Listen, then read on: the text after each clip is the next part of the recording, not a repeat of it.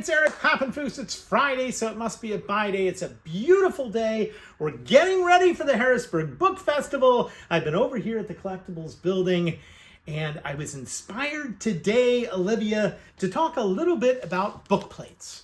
Why book plates? Well, because book plates are very, very interesting. They've sort of transformed today into something which they were never intended originally. When you think about book plates today, and if you're a new bookstore, what do you think of? Maybe new books and new signed books, right?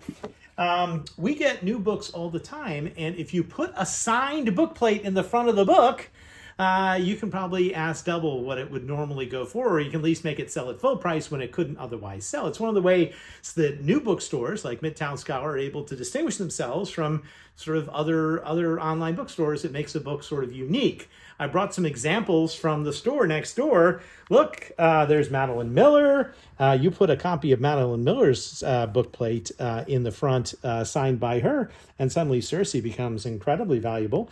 There's Colleen Hoover from a book signing we did with Colleen Hoover. Again, she just signs the book plates, then we place the book plate in the book, and then we can put a big Stein sticker outside the book.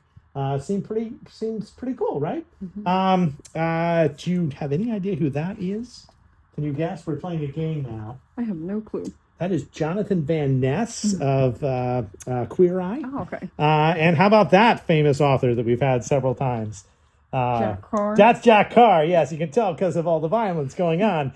Jack Carr, famous because he once sent us a bunch of book plates for his books that he had shot with a bullet, and they all had bullet holes in them.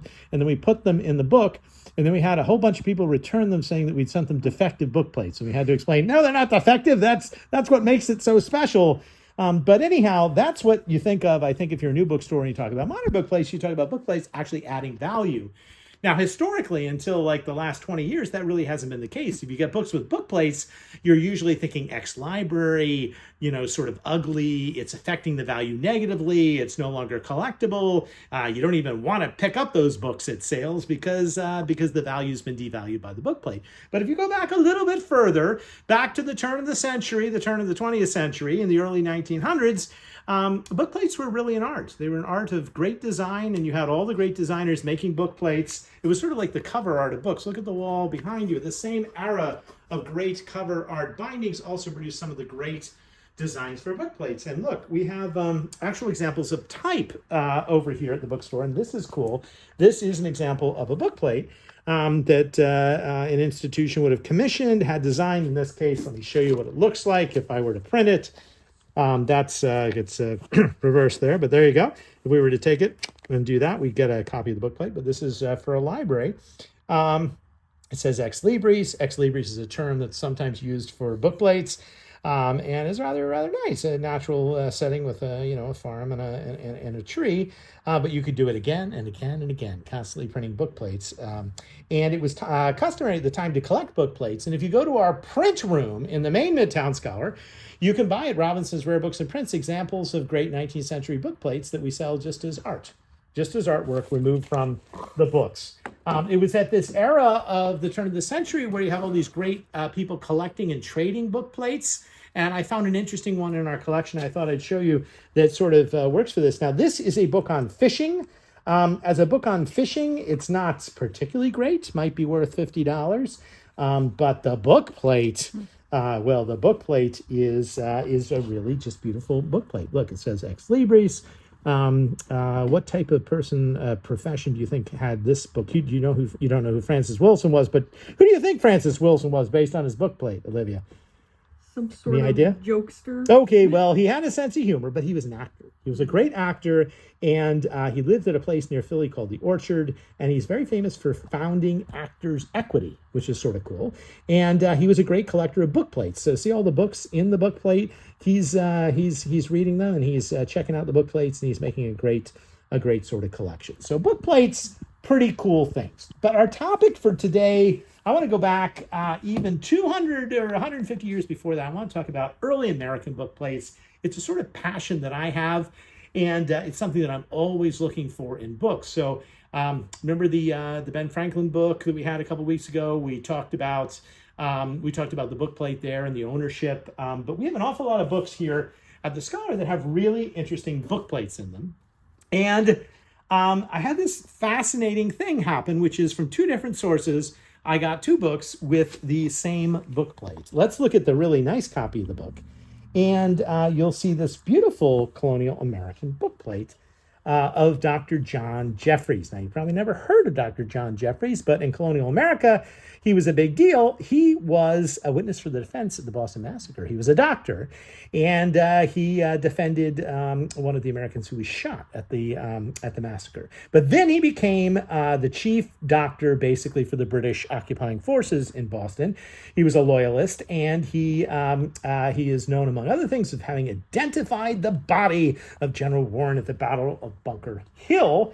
And the Battle of Bunker Hill takes place just very shortly after this book was published. This is a book from 1772. And what's also interesting about it is that he sought out the apprentice of Paul Revere, a young Joseph Callender, to design this book plate for him. Because silversmiths and metalsmiths were often doing engraving, and so on the side they could also do the book plates. And the ladders, in this case, that's a symbolism. It means, sort of ambition and growth. And so these are scaling ladders, maybe for mounting the fortress, but he was seen as a man who was, an ambitious man in a good sense. That's Dr. John Jeffries. But look at this. Found another copy of a book with a book plate of Dr. John Jeffries in it. This one's from 1772, which is right before the Battle of Bunker Hill. And this one's actually from 1775, so same time. And what's interesting about this is somebody has tried to rip the book plate out of the book, and there's a second copy of the book plate that was stuck in the back, and they've torn it out. Well, maybe that was intentional, Olivia, because remember, he became a loyalist. And he chose the wrong side, and he had to flee to Canada, and his name in America, at least, was a little bit tarnished.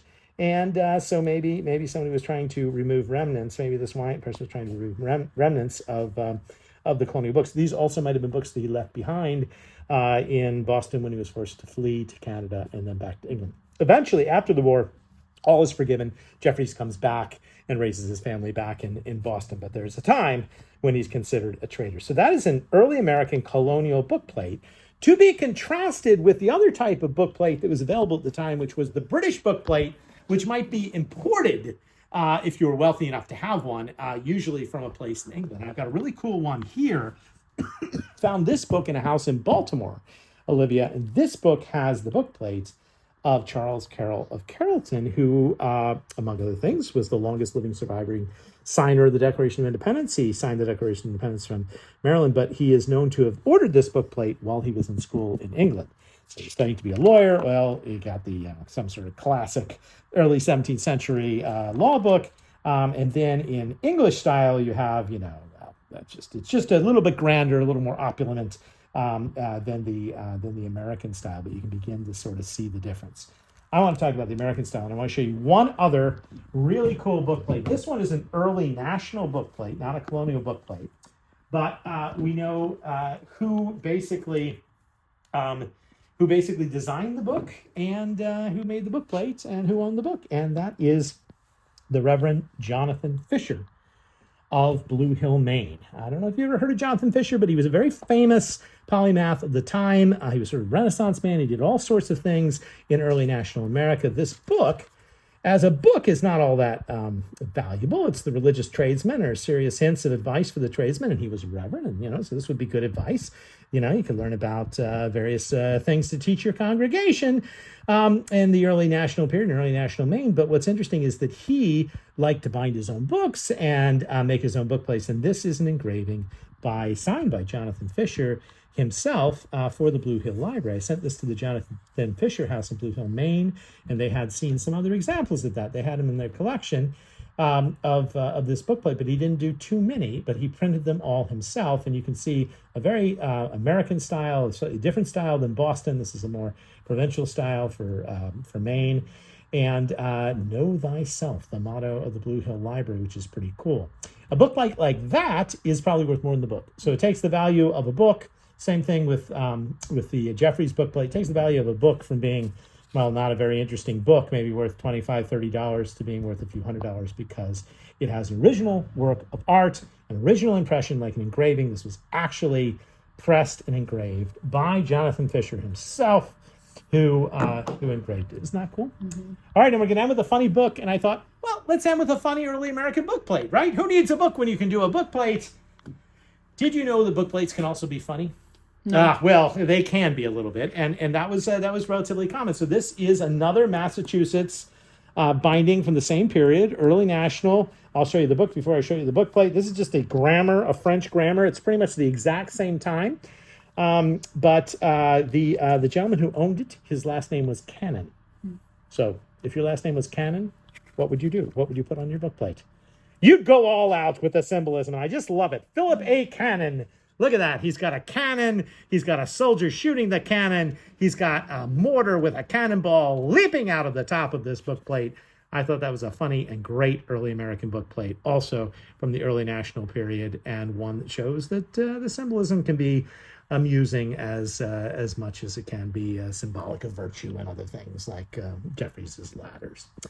Well, I hope you enjoyed our discussion of early American book plates today. I thank you for watching. I hope you'll watch next Friday and every Friday at noon for more adventures in the world of books.